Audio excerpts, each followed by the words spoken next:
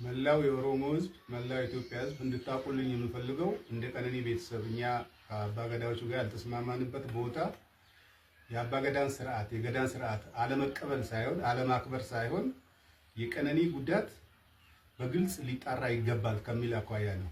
ፊቷን እንደዚያ ያደረገው የደረሰባት ጉዳት መጠንና ጥልቀት መታወቅ አለበት። በጎጂው በኩል እየተባለ ያለው አልገደልኩም ግን ጉማ ከፍላለሁ የሚል ስለሆነ እሱን ጉማ አንቀበልም፣ ልጃችንን ጉማ አንበላም ነው ያለው። ያለው ይሄንን ነው። ከዛ ውጪ እዛ እንትን ላይ ያልተገኘንበት ምክንያት ይሄ ነው። ሌላው ቤት አለን። ቤታችን ሁለቴ መተዋል። የተነጋገርነው አለ። ከመሐላ በፊት መጣራት ያለበት ነገር አለ ብለን አመልክተናል። አጣርቼ መለሳለሁ ነው ያሉ። መጨረሻ ላይ ግን ያሉት አባገዳው ወደ መሐላ ነው የምንሄደው፣ ከመሐላ በኋላ ነው ያሉት። እኛ ያንን መሐላ አልተቀበለም እንደ ቤተሰብ። ይሄን እንድታቁን እንፈልጋለን። በመጨረሻ ማለት የሚፈልገው መላው ውጪም ያላችሁ ውስጥም ያላችሁ ለቀነኒ ፍትህ ስትጠብቁ የነበሩ ኢትዮጵያውያን በሙሉ ከልብ የመነጨ ምስጋናችን እናቀርባለን። ድምፃዊ አንዱዓለም ጎሳን በተመለከተ አዲስ መረጃ ወጥቷል። በኦሮምኛ ሙዚቃዎቹ እውቅናን ያተረፈው ድምፃዊ አንዱዓለም ጎሳ ከሞዴል ቀነኒ አዱኛ ህልፈት ጋር ተያይዞ ተጥሎበት ከነበረ ማህበራዊ እገዳ ወይንም ጉማታ በገዳ አባቶች ውሳኔ ነፃ መሆኑና ወደ ጥበብ ስራው እንዲመለስ መፈቀዱ ተሰምቷል። ታህሳስ 21 ቀን 2018 ዓ.ም በተከናወነ ስርዓት ድምፃዊ በታላላቅ አባገዳዎች ፊት ቀርቦ ባህላዊ የቡራኬና የነጻነት ስርዓት ከተፈጸመለት በኋላ መደበኛ የሙዚቃ ስራውን እንዲቀጥል ሙሉ ፍቃድ ተሰጥቶታል። ድምፃዊ ከሞዴል ቀነኒ አዱኛ ሞት ጋር በተያያዘ በህዝብ ዘንድ ከፍተኛ ተቃውሞ ገጥሞት የነበረ ሲሆን ጉዳዩ በህግ ከመያዙም በተጨማሪ በባህላዊ መንገድ ማህበራዊ እገዳ ተጥሎበት ከሙዚቃ መድረክ ርቆ መቆየቱ ይታወሳል። በድምፃዊ አንዱዓለም ጎሳና በቀነኒ አዱኛ ቤተሰቦች መካከል ሲደረግ የነበረው የእርቅ ደስ ሳይሳካም ቀርቷል። ድምፃዊ አንዱዓለም ጎሳ በቀነኒ አዱኛ ሞት ተጠርጥሮ እስር ላይ መቆየቱ ይታወሳል። በሁለት ቤተሰቦች መካከል ያለውን ቅራኔ እንግዲህ በእርቅ ፈቶ ድምፃዊ አንዱዓለምን መርቆ ወደ ስራ ለማሰማራት አባገዳዎች ያደረጉት ጥረት ሳይሳካ ቀርቷል። ለምን የተባለው ያልተሳካበት ዋነኛው ምክንያት ደግሞ የቤተሰብ ቅሬታ ነው ተብሏል።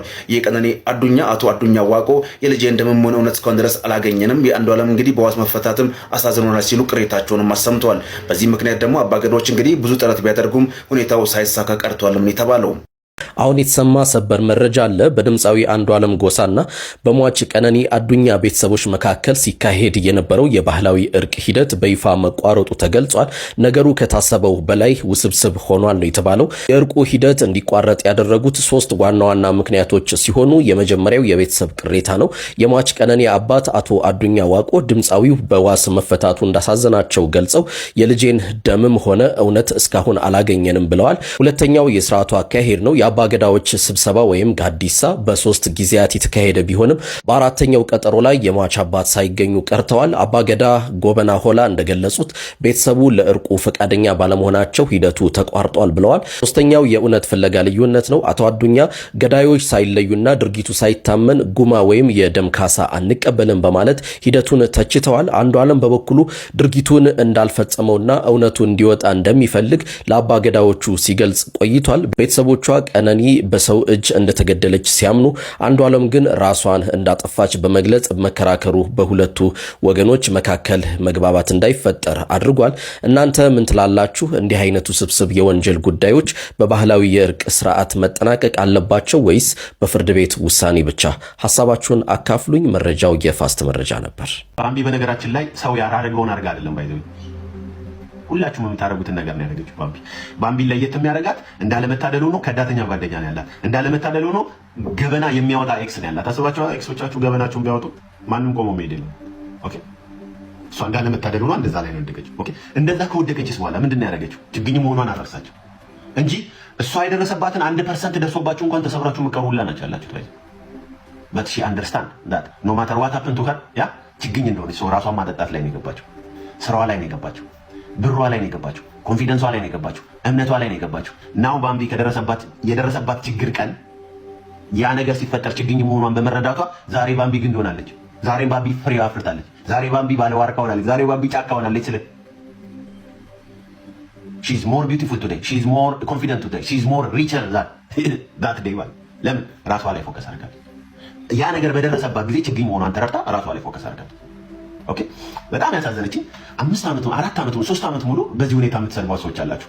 ቢያድላችሁ ባይዘው ከእንደዚህ አይነት ጆርኒ የምትማሩት ነገር ብዛቱን ልነግራችሁ እንዳለመታደል ወደዳ እግዚአብሔር አትደጉ ሲላችሁ፣ እግዚአብሔር አትጠንክሩ ሲላችሁ፣ እግዚአብሔር ተስፋ አትቁረጡ ሲላችሁ፣ ተስፋ ቁረጡ ብሎ ሲፈርድባችሁ እሷ ላይ ማንጓጠጥ ውስጥ ገባችሁ እንጂ ቢያድላችሁ ሰው ሁኑ ቢላችሁ ተማሩ ቢላችሁ ችግኝነታችሁን ተረድታችሁ ነገ ዋርካ ለመሆን ዛሬ ራሳችሁ ላይ አተኩሩ ቢላችሁ ኖሮ ከእንደነ ሳምሪ ከእንደነ ባምቢ አይነቶቹ ቁጭ ብላችሁ የምትማሩት ነው። እነዚህ ኬዝ ስተዲ ናቸው። እነዚህ ልጆች መንገድ ላይ ስታገጃቸው ሰላም ነው አይ ሪሊ ሪስፔክት ዩ ቢኮዝ እነሱ የደረሰባቸውን 1% ቢደርስበት እዛ ተሰባብሮ የሚቀሩላ ነው። ባይዘው ሶሻል ሚዲያ ላይ ወጥቶ ኮሜንት የሚያደርግ ምንስ አርጋ ነው? ቅድም እንዳነሳሁት ባምቢ ምንስ አርጋ ነው? ምንም አርጋ አይደለም። ይሄ ሁሉ 3 ዓመት 4 ዓመት የሰራችሁ ቪዲዮ ላይ የድርጅት ቪዲዮ ብር ተከፍሏት ስፖንሰር የምትሰራበት ቪዲዮ ኮሜንት ላይ ገብታችሁ ከስድባችሁ ብዛት የተነሳ ድርጅቱ ቪዲዮውን አንስቶታል።